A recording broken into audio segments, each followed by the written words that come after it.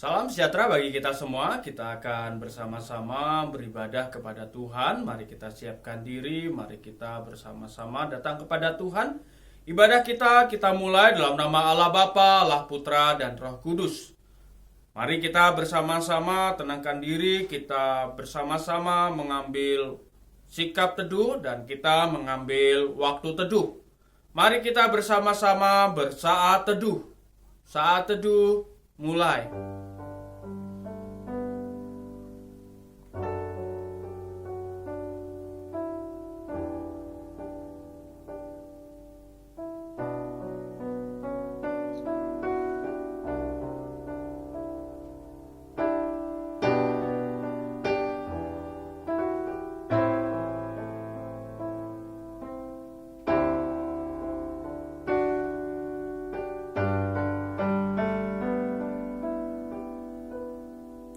Amin. Kita bersama-sama mengagungkan Tuhan, kita puji Dia, kita muliakan Dia, Allah Tritunggal, kita pujikan. Hormat bagi Allah Bapa.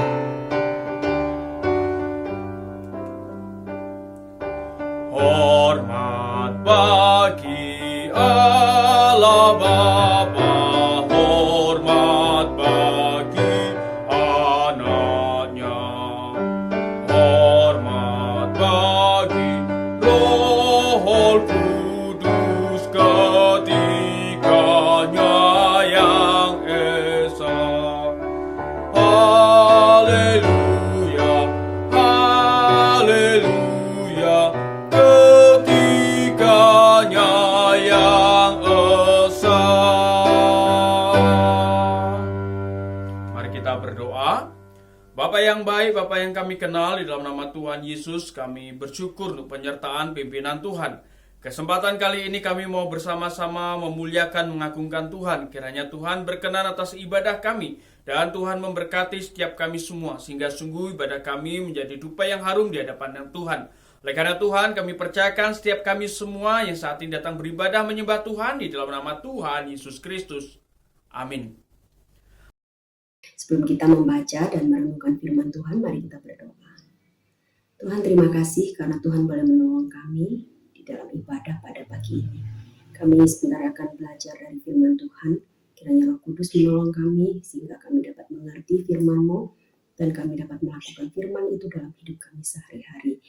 Tuhan, kami berdoa juga untuk hamba-Mu yang akan menyampaikan. Kiranya Tuhan juga mengurapi dan memperlengkapi, memakai hamba-Mu menjadi saluran berkat. Di dalam nama Tuhan Yesus kami berdoa. Amin. Hari ini kita akan belajar dengan topik pacaran. Nah, biasa di anak-anak usia SMP, anak-anak remaja, pra-remaja di usia SMP, ketika ditanya tentang pacaran, biasa ekspresi dan juga jawabannya bisa bervariasi, bisa berbeda-beda. Ada yang mungkin flat, biasa aja gitu ya. Tapi ada juga yang takut-takut waktu ditanya, pacaran itu apa sih? Tidak menjawab. Atau ada juga yang begitu antusias, begitu bersemangat ketika ditanya tentang pacaran. Mungkin karena dia sudah mengalami yang namanya jatuh cinta atau sedang mengalami, sehingga hatinya berbunga-bunga dan antusias untuk bercerita. Nah, sebenarnya apa sih pacaran itu? Bolehkah aku pacaran? Terus siapa sih pacarku atau teman hidupku? Nah, sebelumnya mari kita baca dua bagian firman Tuhan dari Kejadian pasal 1 ayat 26 sampai 28 dan pasal 2 ayat 18 serta 1 Korintus pasal 10 ayat 23 dan ayat 31. Demikian firman Tuhan. Berfirmanlah Allah, baiklah kita menjadikan manusia menurut gambar dan rupa kita, supaya mereka berkuasa atas ikan-ikan di laut dan burung-burung di udara, dan atas ternak, atas seluruh bumi, dan atas segala binatang melata yang merayap di bumi. Maka Allah menciptakan manusia itu menurut gambarnya. Menurut gambar Allah diciptakannya dia, laki-laki dan perempuan diciptakannya mereka. Ayat 28, Allah memberkati mereka, lalu Allah berfirman kepada mereka, beranak cuculah dan bertambah banyak. Penuhilah bumi dan taklukkanlah itu. Berkuasalah atas ikan-ikan di laut dan burung-burung di udara dan atas segala binatang yang merayap. Pasal 2 ayat 18, Tuhan Allah berfirman, tidak baik kalau manusia itu seorang diri saja. Aku akan menjadikan penolong baginya yang sepadan dengan dia. 1 Korintus pasal 10 ayat 23 dan 31, demikian firman Tuhan. Segala sesuatu diperbolehkan, benar, tetapi bukan segala sesuatu berguna. Segala sesuatu diperbolehkan, benar, tetapi bukan segala sesuatu membangun.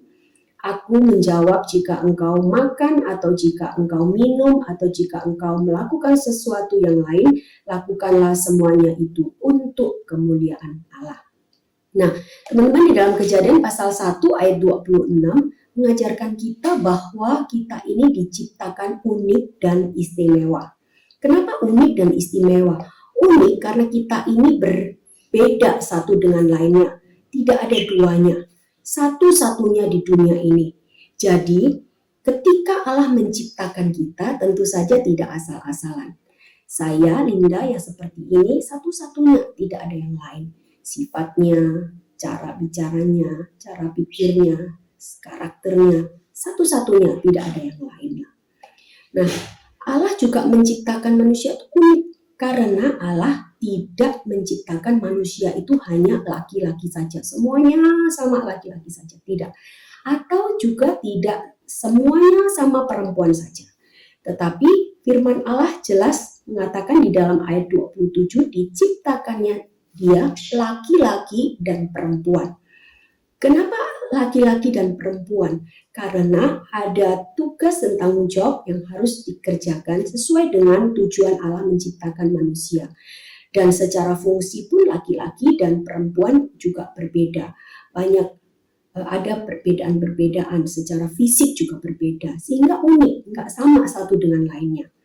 Supaya apa? Manusia berkuasa atas ciptaan dan juga atas seluruh bumi.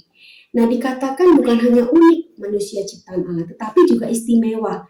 Istimewa karena kita ini diciptakan menurut gambar dan rupa Allah. The image of God. Allah menggunakan kata image bagi manusia itu menunjukkan bahwa manusia yang diciptakan dengan tujuan untuk mencerminkan Allah di dalam dirinya. Image of God, ada cerminan Allah di dalam diri manusia itu. Seorang tokoh reformasi bernama John Calvin, dia mengatakan demikian. Tiada seorang pun dapat mengamati dirinya sendiri tanpa menjuruskan pikirannya kepada Allah, yang di dalamnya manusia hidup dan bergerak. Bahkan kita hanya ada karena kita berada di dalam Allah saja. Menunjukkan bahwa kita ini sungguh-sungguh adalah cerminan daripada Allah. Apa yang kita lakukan mencerminkan Allah yang hidup di dalam diri kita. Kita memperoleh kehidupan khusus dari Allah, memperoleh sifat-sifat Allah, menjadi wakil Allah dalam mengelola dan juga memelihara bumi. Dan Tuhan memberkati manusia, laki-laki dan perempuan yang diciptakan menurut gambar dan rupa Allah itu. Oleh sebab itu, apa yang kita lakukan, apa yang kita pikirkan, harusnya mencerminkan Allah. Dan kita hidup memuliakan Allah dalam seluruh aspek kehidupan kita, termasuk di dalam hal pacaran. Nah, pertanyaannya bagi kita adalah, bagaimana saya memuliakan Tuhan di dalam hal pacaran? Ada dua hal yang perlu kita pelajari. Yang pertama, tentukan prioritas yang benar. Tentukan prioritas yang benar. Saudara, di dalam 1 Korintus pasal 10 ayat 23 tadi dikatakan ya, segala sesuatu diperbolehkan, benar, tetapi bukan segala sesuatu berguna. Segala sesuatu diperbolehkan, benar, tapi bukan segala sesuatu membangun. Ayat 31, jika engkau makan atau minum, atau jika engkau minum, atau jika engkau melakukan sesuatu yang lain, lakukan semuanya itu untuk kemuliaan Allah. Artinya bahwa makan minum yang sederhana yang setiap hari kita lakukan saja, kita perlu memuliakan Tuhan. Apalagi di dalam hal-hal yang lain, termasuk juga di dalam hal pacaran. Nah, prioritas berarti adalah hal yang utama. Prioritas itu berarti hal yang penting. kebutuhan yang harus dipikirkan dan dikejar saat ini. Karena prioritas ini akan menolong kalian untuk bisa menata hati, bisa menata pikiran dan juga masa depan. Nah, sekarang mari kita lihat apa sih hubungannya prioritas ini ya, menentukan prioritas itu dengan pacaran. Kenapa perlu prioritas gitu ya, di dalam hal pacaran ini, di dalam hal memahami tentang pacaran ini. Nah, kita lihat dulu apa sih sebenarnya pacaran itu. Pacaran itu, pengertian pacaran itu adalah keterikatan emosi antara pria dan juga wanita yang belum menikah. Keterikatan emosi antara pria dan wanita yang belum menikah dengan tujuan untuk saling mengenal dan melihat kesesuaian antara satu dengan yang lain sebagai pertimbangan sebelum menikah. Sebagai pertimbangan sebelum menikah. Nah, anak-anak, dari pengertian ini kita bisa melihat bahwa ternyata pacaran itu tidak semudah apa yang dibayangkan oleh anak-anak remaja pada saat ini. Pacaran itu bukan hanya sekedar saya mau, dia mau pacaran. Bukan sekedar karena hati saya berbunga-bunga, saya naksir dengan dia, maka jadilah pacaran. Tidak hanya sekedar itu. Atau tidak juga hanya sekedar karena teman-teman saya pacaran, maka saya juga pacaran. Nah, karena pacaran itu seperti pengertian yang tadi saya sampaikan sebagai pertimbangan sebelum menikah. Bukan hanya sekedar ikut tren. Bukan hanya sekedar ikut-ikutan. Bukan hanya sekedar mau-maunya saya. Bukan hanya sekedar asal-asalan. Nah, secara umum penyebab daripada remaja memutuskan untuk pacaran itu ada 3 sebab. Yang pertama, karena faktor globalisasi. Apa hubungannya faktor globalisasi ini dengan penyebab remaja pacaran? Globalisasi yang sangat mempengaruhi para remaja sekarang ini akibat berkembangnya internet. Dari internet itulah para remaja itu mendapatkan dorongan ataupun contoh-contoh apa yang disajikan, dari apa yang dilihat melalui internet itu. Baik itu film, drakor, sinetron, maupun juga lagu-lagu tentang percintaan. Nah, kekurangan kemampuan remaja di dalam menyortir informasi-informasi yang diterima sehari-hari secara langsung atau tidak langsung itu berdampak pada keinginan untuk merasakan sensasi yang diiming-imingkan di dalamnya melalui tayangan-tayangan yang dilihat di dalam internet itu tadi. Seperti misalnya kisah-kisah romantis gitu ya. Kemudian pacar yang pengertian, yang selalu ada untuknya gitu ya.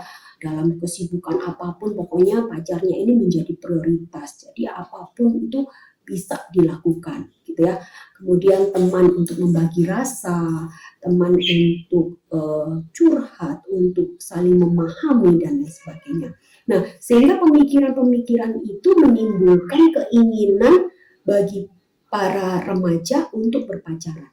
Jadi melalui era globalisasi, melalui internet ataupun juga televisi itu memancing keinginan untuk berpacaran.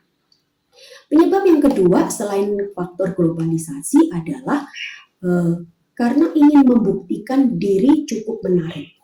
Jadi remaja itu memutuskan untuk pacaran karena pacar itu bagi mereka merupakan salah satu bentuk gengsi yang membanggakan.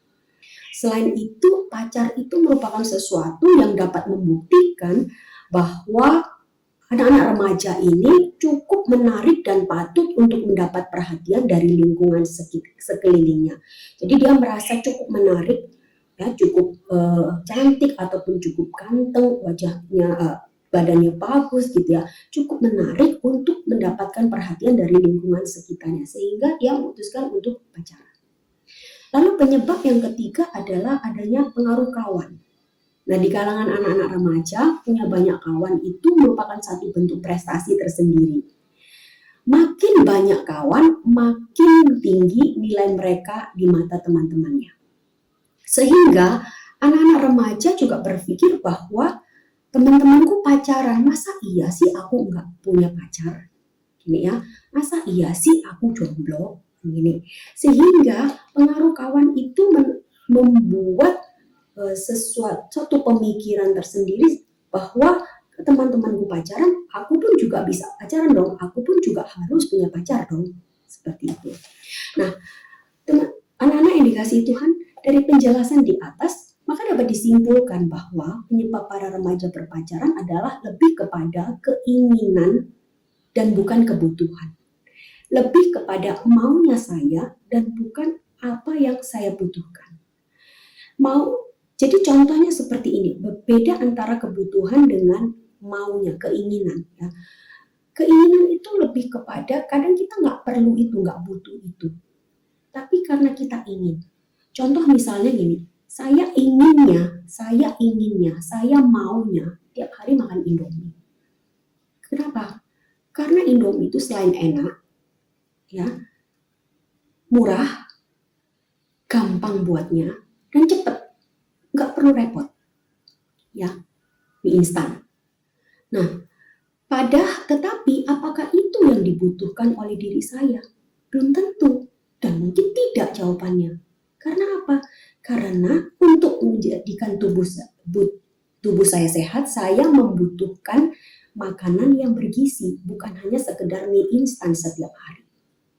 Nah, demikian juga dengan pacaran, seringkali hanya karena ingin, tapi bukan itu yang dibutuhkan oleh anak-anak remaja seusia kalian.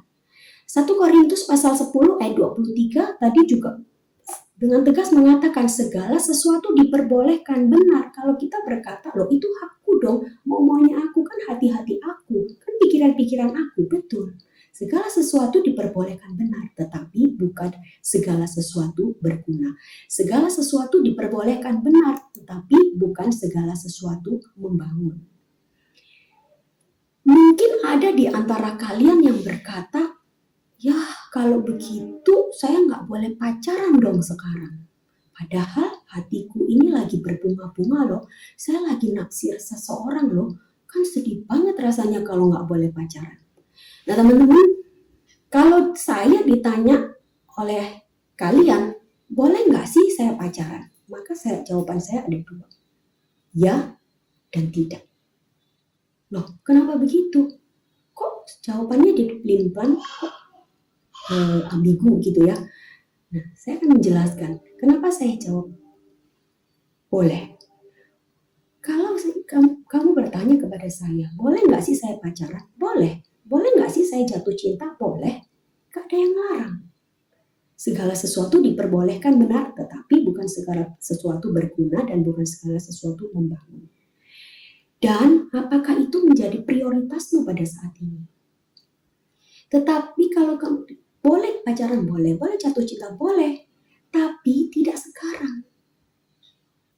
Ya, tidak sekarang.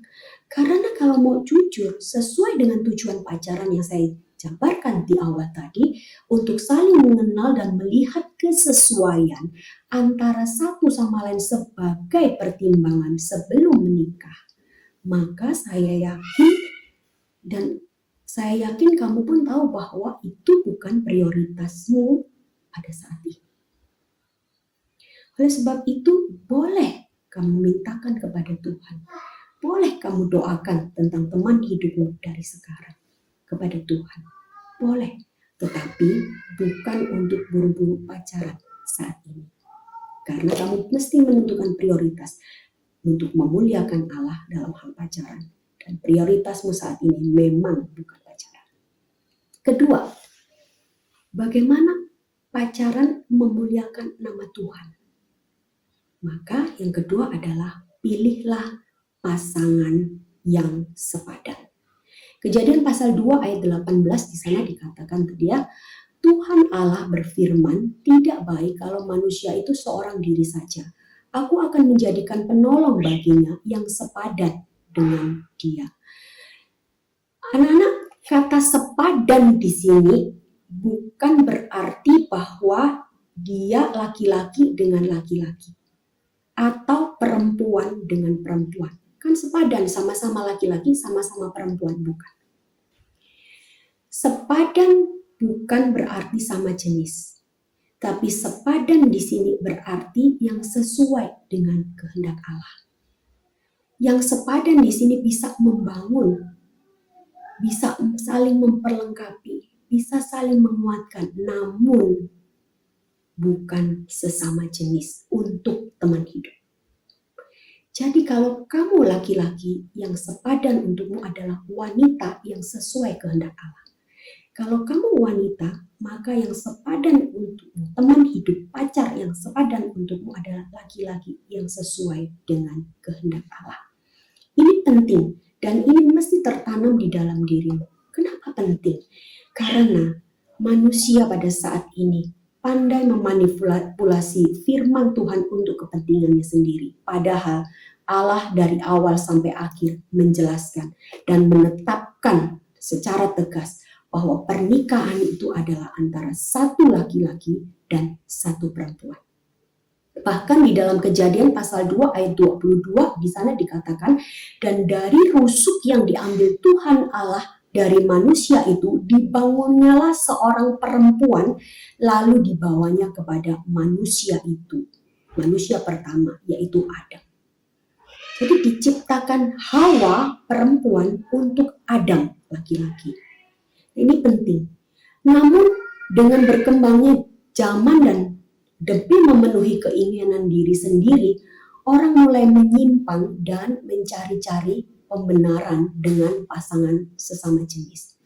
Oleh sebab itu, isu tentang LGBT pada saat ini itu sudah sangat-sangat berkembang. Bahkan ada undang-undang yang melegalkan tentang pasangan yang menikah di dalam pernikahan sesama jenis. Tetapi mari kita kembali kepada firman Tuhan.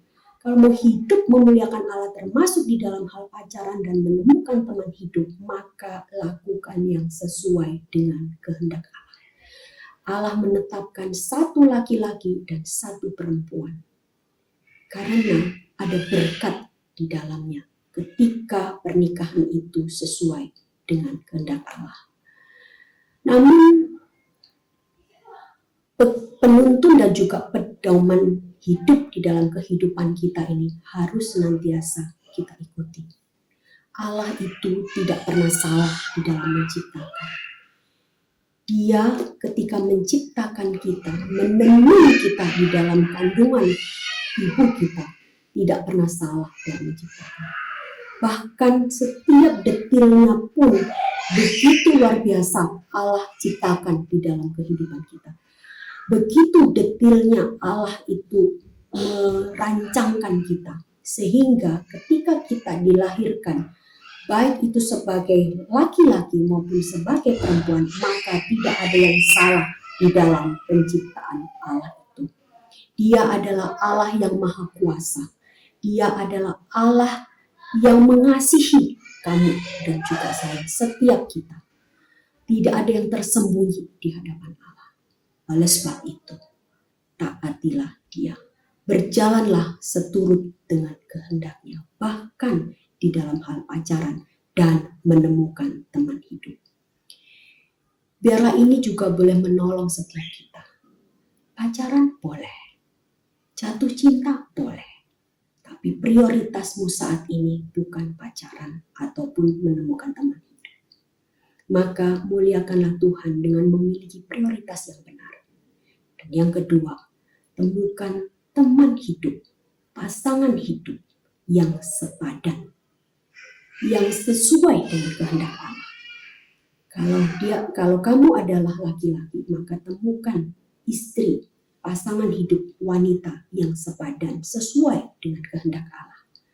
Kalau kamu adalah wanita, maka temukan suami atau teman hidup laki-laki yang sesuai dengan kehendak Allah. Sehingga keluargamu, rumah tangga ke depannya pun diberkati oleh Tuhan. Biarlah Tuhan menolong setiap kita dan memberkati setiap kita, sehingga kita pun juga boleh sungguh-sungguh dikuatkan dan dimampukan untuk melakukan firman Tuhan, memuliakan Allah dan sungguh hidup di dalamnya. Amin. Mari kita berdoa. Bapa di dalam surga, kami berterima kasih karena firman-Mu kembali mengingatkan kami bahwa kami adalah ciptaan yang istimewa, diciptakan menurut gambar dan rupa Allah. Oleh sebab itu kami perlu memuliakan Tuhan di dalam hidup kami, termasuk di dalam hal pacaran, di dalam memilih teman hidup yang sepadan, sesuai dengan kehendak Tuhan. Bapa, kami mau menyerahkan setiap anak-anak-Mu, Tuhan juga akan terus berkati dan pimpin. Jika kelak suatu hari nanti mereka membutuhkan teman hidup, biarlah Tuhan juga memberikan yang terbaik dalam hidup mereka. Terima kasih Tuhan, kami serahkan waktu kami selanjutnya, Tuhan pimpin sertai kami. Dalam nama Yesus kami berdoa. Amin. Kita akan mengakhiri ibadah kita pada pagi hari ini. Kita bersama-sama agungkan Tuhan. Kita nyanyikan Bapa terima kasih, bersyukur untuk pemeliharaan Tuhan, penyertaan pimpinan dalam ibadah ini. Bapa terima kasih, Bapa terima kasih, Bapa di dalam surga, ku ucap terima kasih. Bapa terima kasih, Bapa terima kasih, Bapa di dalam surga, ku ucap terima kasih. Bapa yang baik, Bapa yang kami kenal, di dalam nama Tuhan Yesus kami bersyukur kami boleh beribadah, memuji, mengagungkan Tuhan, bahkan firman-Mu kiranya boleh menguatkan. Kami percayakan hidup kami ke dalam tangan Tuhan, menyerahkan Tuhan untuk kegiatan sepanjang minggu ini. Kiranya Tuhan memberkati pembelajaran yang kami lakukan. Kiranya proses demi proses kami dapat mengikuti dengan baik, dan sekali lagi, semua hal yang kami kerjakan kembali untuk hormat kemuliaan nama Tuhan. Berdoa untuk kesehatan setiap kami semua, kiranya Tuhan juga terus menopang, menyertai, memberkati. Berdoa untuk jaringan dan peralatan yang kami pakai, kiranya juga Tuhan berkati sehingga menolong kegiatan pembelajaran kami. Berdoa untuk guru-guru kami, Tuhan kiranya juga mampukan dan peliharakan. Berdoa untuk setiap kami, terlebih untuk keluarga kami semua. Berdoa untuk setiap mereka yang mungkin saat ini dalam kondisi lemah fisik, kiranya Tuhan berkenan memulihkan. Bagi setiap kami yang bergumul, kiranya Tuhan menopang, menolong, memampukan untuk melewati masa-masa ini. Bahkan ketika kami keluar masuk, Tuhan, kiranya juga Tuhan memberkati keluar masuk kami, dan kami boleh sungguh-sungguh mengalami kasih setia, pemeliharaan, penyertaan daripada Tuhan. Kami percayakan setiap kami semua di dalam nama Tuhan Yesus Kristus. Amin. Mari kita bersama-sama mengambil waktu teduh.